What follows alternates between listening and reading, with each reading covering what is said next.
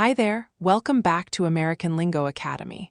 I'm Fiona, and today we're going to learn 10 really useful phrasal verbs that all start with the word drop and one extra word that starts with drown. Now, these phrasal verbs are super common in everyday American English, and once you learn them, you'll hear them everywhere. You'll hear them in movies, in conversations with friends, and even at work. So get comfortable, grab a notebook if you want to take notes, and let's dive right in. Number 1, drop by. Okay, so drop by means to visit someone casually without planning it ahead of time. It's a short, informal visit. You're not staying for hours, you're just stopping by quickly to say hello or maybe to give something to someone. Americans use this all the time when they want to visit friends or family in a relaxed way. For example, imagine your best friend lives just a few blocks away from your house. You're walking your dog in the afternoon, and you think, oh, I haven't seen Sarah in a while, so you decide to knock on her door and say a quick hello. You can tell her later, hey, I dropped by your place yesterday afternoon, but you weren't home. That means you visited without calling first or making plans. Here's another one. Let's say you're at the grocery store and you remember that your mom asked you to bring her some fresh bread. Her house is on your way home, so after shopping, you stop at her place for just 5 minutes to give her the bread. When your friend asks what you did today, you can say, oh, I dropped by my mom's house to give her some bread. It was really quick. See how natural that sounds? Drop by is perfect for those casual, unplanned visits. Number 2, drop in. Now, drop in is very, very similar to drop by. It also means to visit someone without planning ahead. The difference is really small. Sometimes drop in sounds a tiny bit more like you're entering someone's space, like you're going inside their home or office. But honestly, most Americans use drop by and drop in exactly the same way, so don't worry too much about the difference. For example, imagine you're in your neighborhood and you pass by your neighbor Tom's house. You see his car in the driveway, so you know he's home. You decide to stop and say hello because you haven't talked to him in weeks. You knock on the door, he invites you in, and you chat for 10 minutes. Later, you can tell your wife, I dropped in on Tom this morning. We had a nice little chat. That's it. Simple and friendly. Here's another one. Let's say you work in an office building, and your colleague Jessica works on a different floor. You have a question for her, but it's not urgent, so instead of emailing, you just go upstairs during your break and visit her desk. When your boss asks where you were, you say, oh, I just dropped in on Jessica to ask about the report. It sounds casual and natural, and it shows that you didn't make a formal appointment. You just stopped by. Number 3, drop off. All right, drop off is a super useful one, and it has a couple of meanings. The most common meaning is to take someone or something to a place and leave them there. Think about when you drive your kids to school in the morning. You're dropping them off. Or when you take a package to the post office, you're dropping it off. For example, imagine it's Monday morning and you're a parent. You wake up early, make breakfast for your daughter, and then you drive her to school. You stop in front of the school, she gets out of the car with her backpack, waves goodbye, and walks inside. You didn't park, you didn't go inside with her, you just left her there. When your coworker asks why you were late to the office, you can say, sorry, I had to drop off my daughter at school this morning. Traffic was crazy. Everyone will understand exactly what you mean. Here's another one. Let's say you borrowed a book from your friend Amy last month, and now you're finished reading it. You want to return it, but you're busy today. So on your way to the gym, you stop by her apartment, leave the book with her roommate, and drive away. You didn't stay to chat, you just left the book. Later, you send Amy a text message and say, hey, I dropped off your book at your place this morning. Your roommate has it. Perfect. Drop off is so useful for situations like this. Number 4, drop out. Now, drop out is a really important phrasal verb, and it usually means to stop participating in something before you finish it. The most common way we use it is to talk about school or university.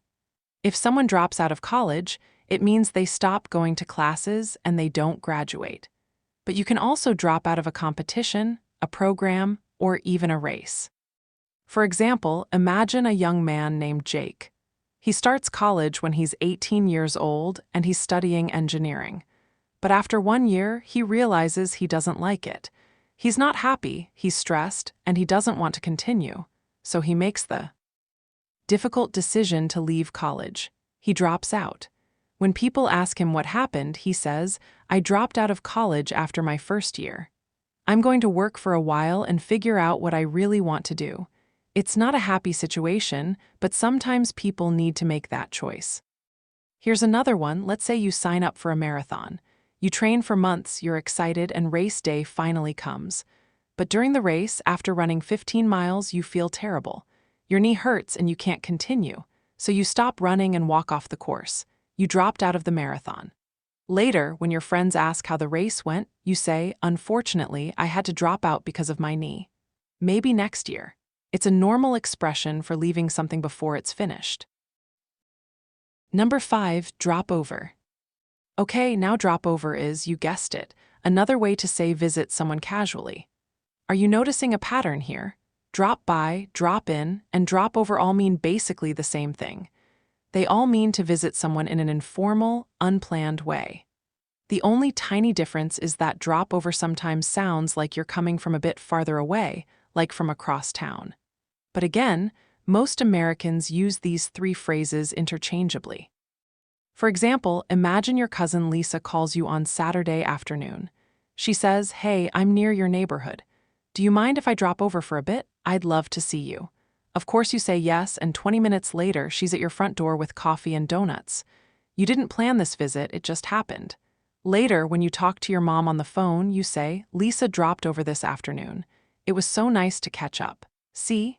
It's easy. Here's another one. Let's say your friend Mike lives on the other side of the city. You usually don't see him often because it's far.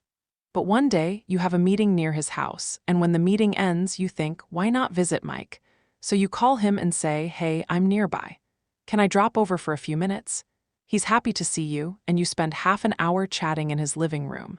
When you tell the story later, you say, "I dropped over at Mike's place after my meeting. It was great to see him. Perfect."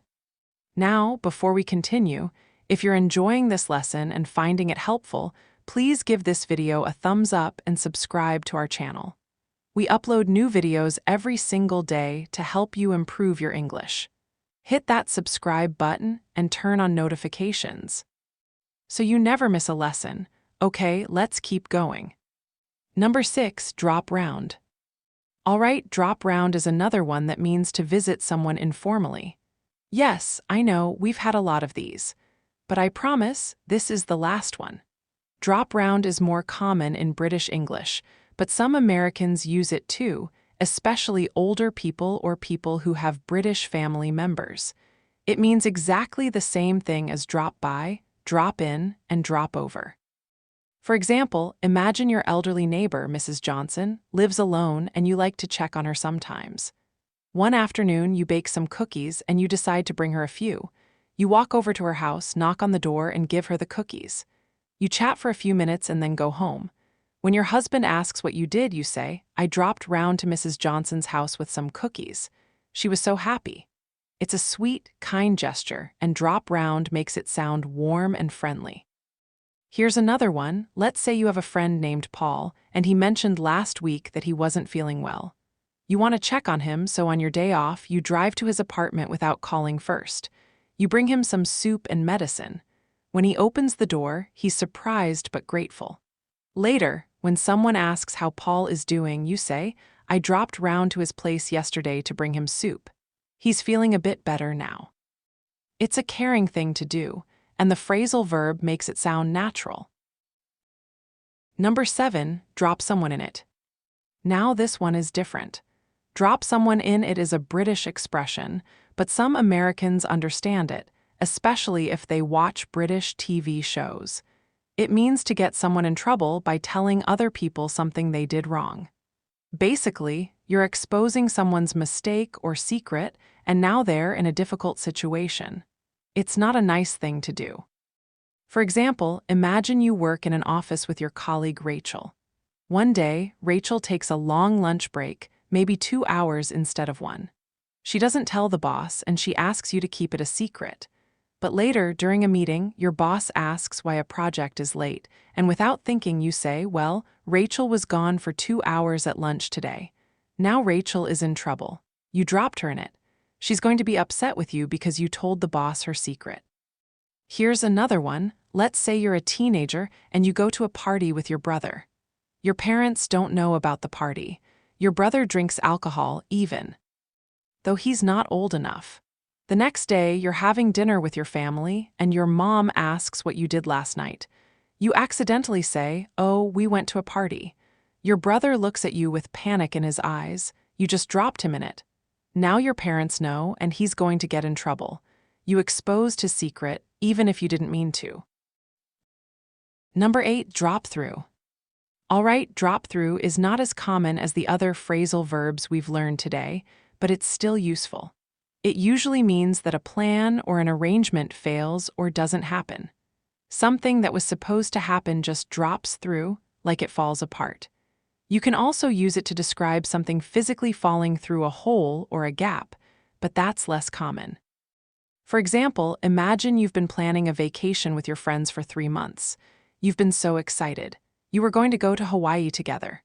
But then, 1 week before the trip, 2 of your friends say they can't go anymore. They don't have enough money. Now the whole trip is canceled because not enough people are going. The vacation dropped through. When someone asks if you're still going to Hawaii, you say sadly, no, unfortunately the trip dropped through. We had to cancel it. It's disappointing, but these things happen. Here's another one. Let's say you're trying to buy a house. You find the perfect house, you make an offer, and the seller accepts. You're so happy. You start planning where you'll put your furniture. But then, during the inspection, you discover the house has serious problems with the roof and the plumbing. It's going to cost thousands of dollars to fix. You can't afford it, so you decide not to buy the house. The deal dropped through. When your family asks about the house, you say, the deal dropped through because of too many problems. We're looking for a different house now. It's frustrating, but it's better to know before you buy. Number 9, drown in. Okay, now we're moving to a different word, drown. When we say drown in something, we don't mean actually drowning in water. We mean being overwhelmed by too much of something. You have so much of something that you can't handle it. You feel like you're drowning. Americans often say this about work, emails, paperwork, or responsibilities. For example, imagine you're a college student and it's the end of the semester. You have 5 final exams, 3 big essays to write, and 2 group projects to finish. All of this is due in the next 2 weeks. You feel completely stressed and overwhelmed. You can't sleep, you're drinking too much coffee, and you don't have time to see your friends. When someone asks how you're doing, you say, honestly, I'm drowning in schoolwork right now. I can barely breathe. Everyone will understand that you're overwhelmed. Here's another one. Let's say you work in customer service and your company just launched a new product. Suddenly, you're receiving hundreds of emails every single day from customers with questions and complaints. You can't answer them all fast enough. Your inbox keeps growing and growing. You feel stressed and exhausted. When your manager asks how things are going, you say, I'm drowning in emails. I need help. Your manager understands immediately that you're overwhelmed and you need support. Drown in is a powerful way to express that feeling of being buried under too much work or responsibility. Number 10, drown out. Finally, we have drown out.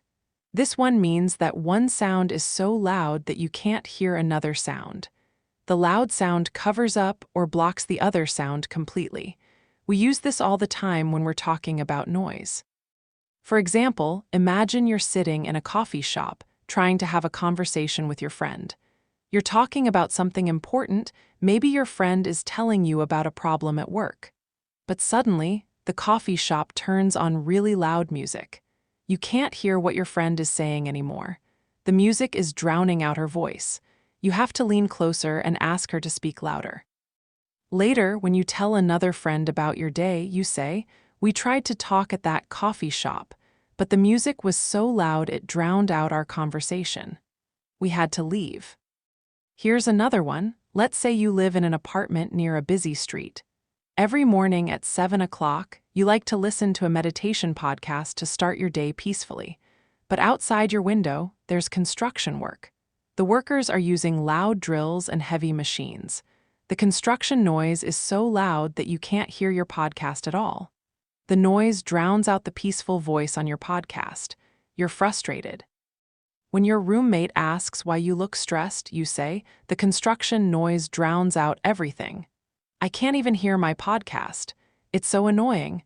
Your roommate understands completely. All right, we've finished all 10 phrasal verbs. Let's do a quick review.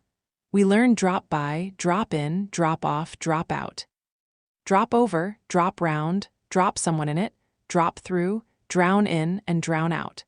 These are all really common in everyday American English, and now you know how to use them. I really hope this lesson was helpful for you. Remember, the best way to learn phrasal verbs is to practice using them in real conversations. Try to use 1 or 2 of these this week when you're talking to someone in English. If you enjoyed this video, please don't forget to like it and subscribe to our channel. We upload new videos every single day to help you speak English more naturally and confidently. Thank you so much for watching, and I'll see you in the next lesson. Keep practicing, and remember, you're doing great. Bye for now.